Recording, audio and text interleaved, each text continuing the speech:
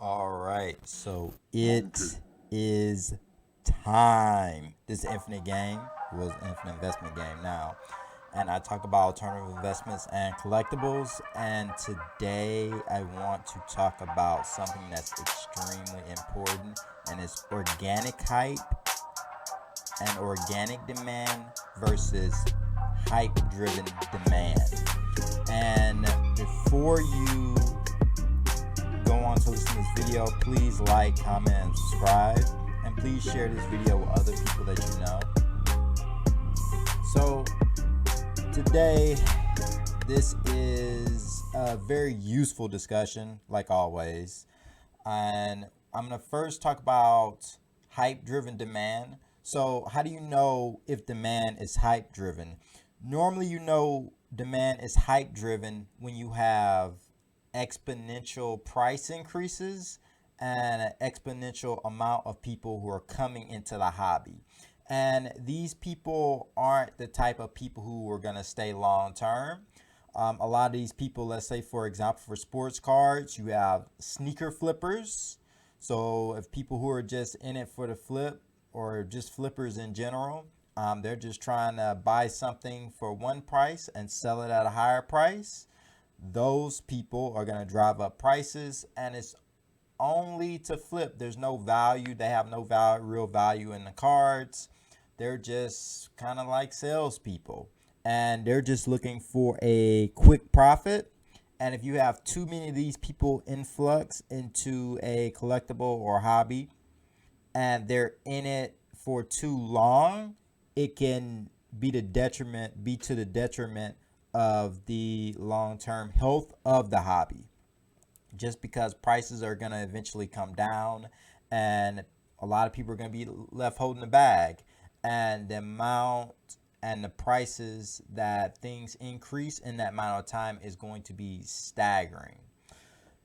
The other thing is you have people that's happening in sports cards. You have people who are gamblers. They're normally sports bettors. You have people who are just, some people who are investors. You do have more collectors who come into it, but you have these people who aren't really attached to the cards, or attached to the collectible item get in. And you hear people who only been into the hobby for a short amount of time hyping up cards, hyping up things, and saying, hey, buy this or buy that, because if you see this trend of what's been happening in the last like few months, this is the new thing, and this is how you make money, and it's easy. You can easily do it. You just have to do this. And people unfortunately listen to that advice because it seems like it's accurate at the time. And there could be a little bit of data showing, like, oh, in the last 3 months, last 6 months, it's been that way. Maybe the last year has been that way, but they're not looking at the bigger picture. Another thing is that you see modern era sports cars that weren't really even that value selling for crazy prices, specifically in the 6 and 7 figure range, especially for players who haven't won an MVP or haven't even won a championship. While there are other players who have won MVPs and championships that are not selling anywhere near for that much.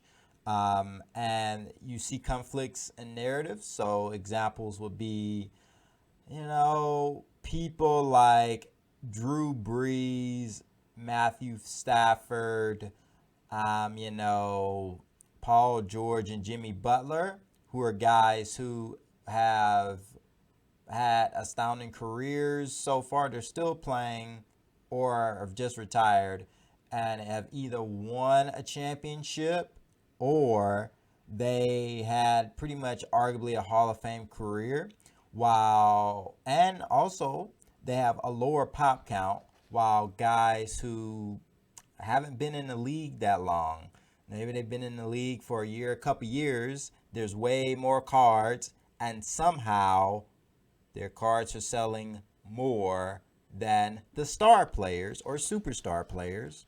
And for whatever reason, they think those stars, superstars who've been in the league for a while, um, aren't really that valuable because they won't be an all-time great. When it's clear that this young guy who's very young, even though he's going to be great, won't be an all-time great, meaning top 2 or 3 or 4 in the sport. People keep missing this. The other thing is, part of it, Luka's selling for $1 million when he hasn't won anything, and there aren't that many sports cars that sold for $1 million. That's an issue. And, the reason why is people are just buying stuff because they think it's going to go up. That is hype driven. And then, like YouTube channels like Sports Card Invest, Sports Card Investor, Sports Card Consultant, I don't know, Mojo Sports Cards, all these people coming up talking about, hey, this sold for this much, and you can buy this and flip it, or buy this and hold it for a couple years, and it goes up exponentially.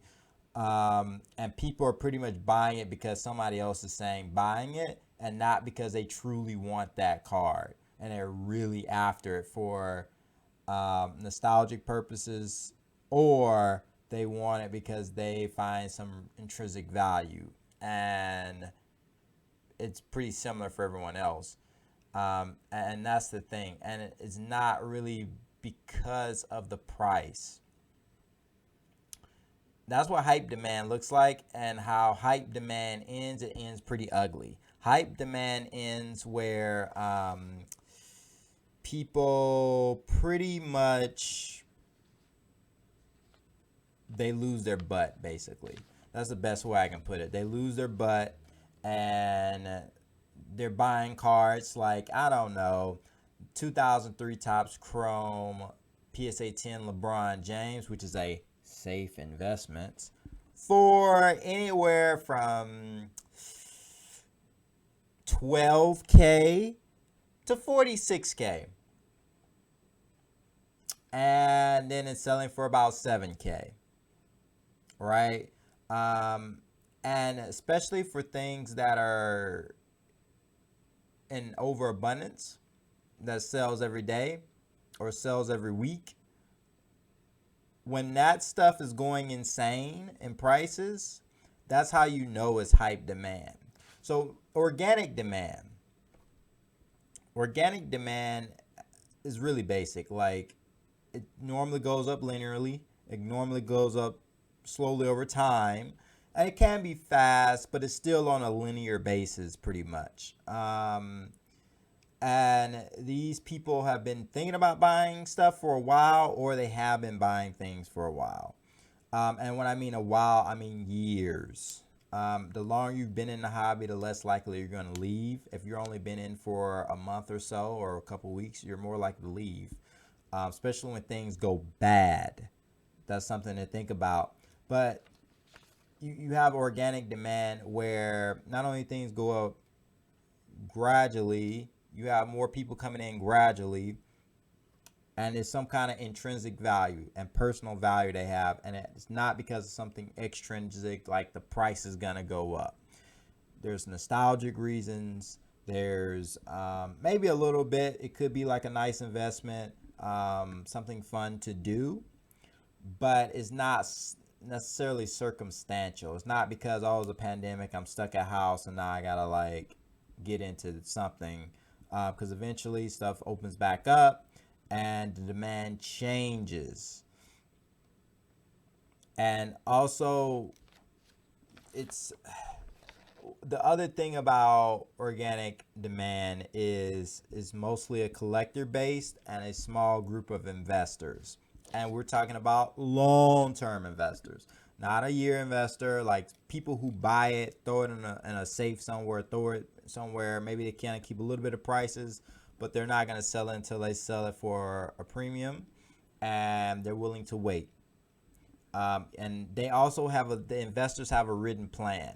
If you're not, you call yourself an investor and you now have a written plan, and you have all these investors who come in that don't have a written plan, they're playing a role in this hype-driven demand.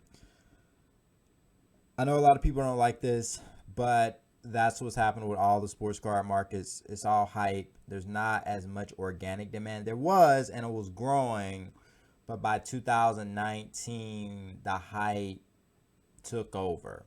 The organic demand kind of went away, and a lot of times the hype demand actually diminishes and runs the organic demand out of town.